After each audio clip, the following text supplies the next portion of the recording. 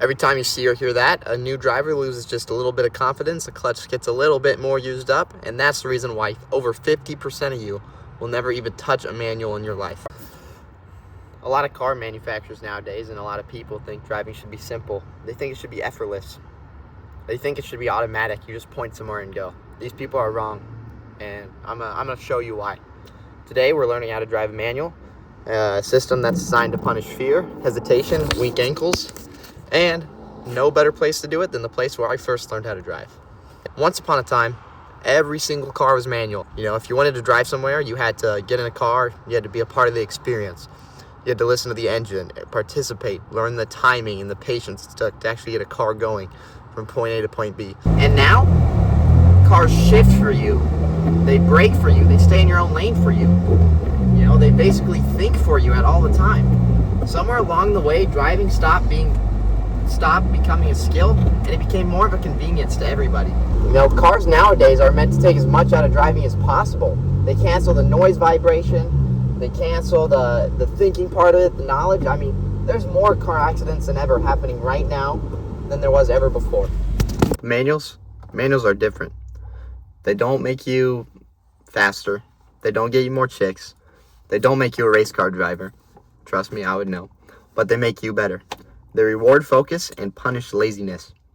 And when you get it just right, when you get that right combination, it feels like the weight of the world is just gone for that split second. It feels like you could take on the world. And yet, less than 2% of new cars even offer their car to come in a manual nowadays. So today, I'm going to teach you how to drive a manual, why it's important, and why we should keep the manual legacy going.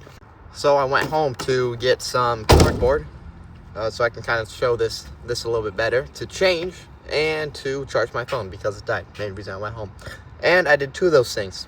I didn't get any cardboard. So I'm going to show this the best of that in the best way I can.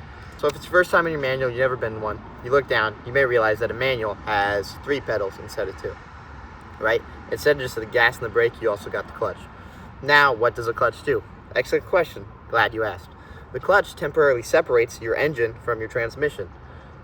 Your engine creates the power for your car to move, and your transmission harnesses the power and kind of gives it out to where it needs to go to create your car to move. And now you may be wondering, well, I like my engine and transmission to stay attached. I do too. So you see what the clutch does is it's inside the connection between your engine and your transmission. You have a thing called a flywheel on your engine, which is like a big gear that's turned, that transfers that into the transmission. So it's on the inside of that housing there, of that connection. No, my floor is actually really dirty, a lot dirtier than I thought. But you got your gas, you got your brake, and your clutch. That goes, that stops, that controls pain. Every time you touch that wrong, a mechanic buys a new boat. Now the reason you need to understand how that works is because you need to understand you got the engine and the transmission coming together. The transmission goes to the wheels. The engine's just the engine, right? So if your engine's spinning really, really fast and it goes to your wheels, which aren't spinning, and then all of a sudden they're sandwiched together, taking your foot off the clutch, the car's going to stall because you got all the power, you got a bunch of power generated from the spinning wheel, and it stopped and it has nowhere to go. Think about it as if you're running on a treadmill, right? Let's say you're hoisted up above a treadmill, right? The treadmill is going one speed, and you have to match the perfect speed with your legs to actually land and run on it. So let's say you drop and you're not running at all, you're going to get shot off the back. Let's say you drop and you're running too fast on the treadmill, you're going to run straight into the front of it, right? Not going to be good. So what you have to do is you have to slowly let yourself down to be able to match that speed and then break off from the harness and keep going. That's how the clutch is. You have to slowly give it gas while letting your foot off the clutch to actually go forward. Think about it as one of the laws of motion, right? You got an object at rest and an object in motion. An object in motion wants to remain in motion, and an object at rest wants to remain at rest, right? Laws of the universe. So what you do is you have to take that motion and kind of slowly combine it with the non-moving thing to then get them both be moving. Now the clutch is not an on and off switch. It's a negotiation with the car trying to get your car to move. You release it too fast and you stall. You release it too slowly and all of a sudden you're buying a new clutch. So you gotta find that perfect ratio of gas to clutch to start. Now, genuinely, when you go on YouTube and search up manual, or you kind of have somebody teach you, they're going to use the burn it to learn it technique, which is basically where you just go out there and you just keep doing it, keep stalling until you finally get it. This is how I learned. This is probably how your dad learned, your grandpa learned. I don't even know if they had manuals back then for your grandpa. I don't know how old you are. Anyways, but it's a fine method, right? It's going to get you learn to where you need to go. You're going to be able to drive around on town, get some real-world experience. This is not how I say you should learn. You should not have to keep stalling it, keep messing up your clutch. Rule of thumb, if you smell burning, you're doing it wrong. So normally to start a manual, you need to put your foot on the clutch all the way in, all the way up, and then start it. Preferably other foot on the brake, or you have the brake up, doesn't matter. Anyways, right? But then as you're letting go, there's going to be a point of that first little let go where the pedal's going to do nothing. You're not going to feel it, but it needs to be there, right? And then after that, you're going to have what's called the bite point. That is where the engine and the clutch, or the transmission, start coming in contact with each other. That's the part that matters. That's the point you need to figure out. Now, there's the easiest way to find this point. Most cars, reverse is going to be the lowest gear. The lowest gear meaning it's going to create a lot of torque, not a lot of speed, which means, in normal people terms, you don't need to give it gas to start. It's going to be a lot easier to start, and you don't need to put your foot on the gas. So what I recommend do is going to a parking lot where I am, putting in reverse. Now, reverse for me is all the way to the left, right? So what I'm going to do is I'm going to put my foot all on the clutch, push it all the way in, and move it over. What I recommend doing is taking your foot off that pedal as slowly as you can. And then once you feel the car start to move, you see it's moving, push it back in, foot on the brake. And then just keep doing that. Once you feel that bite point, push it back in once you feel the car starts to move. Now, you'll hear a lot of people who've never driven manual before start talking about how starting is the hardest part and all this, right? Starting is the hardest part. That is true. Well, that's because you're combining one moving surface to one completely non-moving surface, like I've talked about probably at least 4 other times in this video if I decide to conclude them all. So just know that starting is going to be the hardest point, especially if you don't know what you're doing, right? So once you get into first and you start going, shifting into second, gonna be easy. Shifting up to third, gonna be easy. Downshifting, gonna take a little work, gonna take a little getting used to. But once you get used to it, it's not gonna take you as long as actually starting from the stop. So once you find that bite point and you feel kind of confident in finding it, here's what I want you to do. I want you to push the clutch in, put it in first, and then slowly let off the clutch, or keep it around 2,000 to 1,500 RPMs. I think that's gonna be good for most cars. Kind of hold it there. If you can, hold it there, and slowly take your foot off that clutch again, just slowly. And look, now the car's moving. And put your foot in again, now do it again. Slowly rev it up, and slowly take your foot off the clutch. You should be going slow enough to feel a little shudder. That's the clutch saying, don't mess this up, don't burn me like a marshmallow. So now, once you feel confident at kind of starting the car from moving, here's what you're going to do. Same thing, rev it up with the gas. Can you see that? I'll go down. You're going to rev it up with the gas. Give it on the clutch. Once the car's moving, leave your foot on the clutch for a little bit, and then take it off, okay? Then push, I don't even know what you can see, right? And then stop. Once the car starts moving, keep it moving, take your foot off the clutch, push it back in, and now stop again. And now do the same thing, rev it up. Once the car starts moving, leave your clutch or your foot on the clutch for a couple seconds and take it off. So my dad taught me manual. My dad is very knowledgeable in a lot of things, especially about cars, driving, all of that. He's not always the best at communicating those ideas. So my dad just told me, clutch in, gas, clutch out, you're going. That's basically what driving a manual car boils down to. He didn't tell me that you need to leave out your foot on the clutch for a couple seconds as you're going to go. So I would gas it up, clutch in, gas it up, start clutching out. Once the car starts moving, immediately take my foot off the clutch. And obviously the car would die because that's not how it works. So you really need to pay attention to gassing it up, taking your foot on the clutch. Once you feel that bite point and the car starts moving, kind of slowly release it for about 3 seconds before your foot's fully off, and you should be fine. You're going to kind of fine-tune this ratio over time, especially it's a little bit different per car, so you kind of have to get used to the car you're driving. Starting in first, clutch in, pull to second, and do the same thing. Foot on the gas, foot on the clutch, slowly release. foot on the clutch, push it in third, slowly come off the clutch.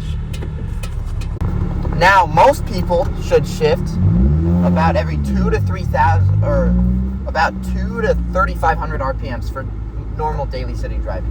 Right, it's going to be good. That's going to be sufficient in finding that ratio. Once you're at like once you're at 2,000 RPMs, pushing that clutch, shift up to third, you know, you're good. Obviously, you're going to kind of find out what kind of works best for your car and what you like and what you don't like. What works about driving a manual is you can control the RPMs. Oh, driving a manual is pretty much based off all RPMs. I don't know how I forgot to mention that right now. By now. Anyways, but the Celica is a high revving engine. It's 2ZZGE, developed by Yamaha, which is a bike company. Bikes normally have very high revving engines. So I could rev this to about 8,200 RPMs when it starts to redline. You know, I could push it probably past that if I really wanted to, and had no check engine light. So if I shift every 2,000 RPMs, that's not even like a little bit of the actual car's power. So if I really wanted to, if I was in a street race or in rally racing, I can go up and rev it all the way up to 7,000, 8,000 RPMs before I shift to my next gear. Now, gas mileage is going to suffer, but it's going to be a lot faster because there's a lot more going into it. In an automatic, it would automatically shift at like 3,000 RPMs. You wouldn't have that option. So that is one cool thing about driving manual. If you stall at a red light, it's okay. It happens. Everybody does it. In fact, I did it just like a week ago. People who daily drive manuals do it. It's going to happen to you. Anyone who says to you they didn't stall, they are 100% lying. If you stall, that's okay. Stop, put the car in neutral, turn it back on again, and just restart. Just retry. It's going to be okay. You know, just pretend like the car did it or something like that. The number one thing not to do if you stall is start hyperventilating and start losing focus and start kind of like, oh my gosh, the car behind me. It's going to be okay. Just start, try it again, keep your focus, remain calm, and then go. Now, the hardest part of driving manual is hills. Once you're on a hill, you have it in neutral, there's nothing holding the wheel or nothing keeping the wheels from turning, right? So when you put it in neutral and take your foot off the brake, car's going to roll back. So once when you start on a hill, you have to control the clutch, brake, and the gas at the same time. If you hadn't noticed, most people have 2 feet. Pretty hard to do. Recommendations for just getting started: pull the handbrake. Use the handbrake. It's not cheating, it's survival. Pull it up. Remember to put your hand on the button. Right? Clutch in, have it in gear.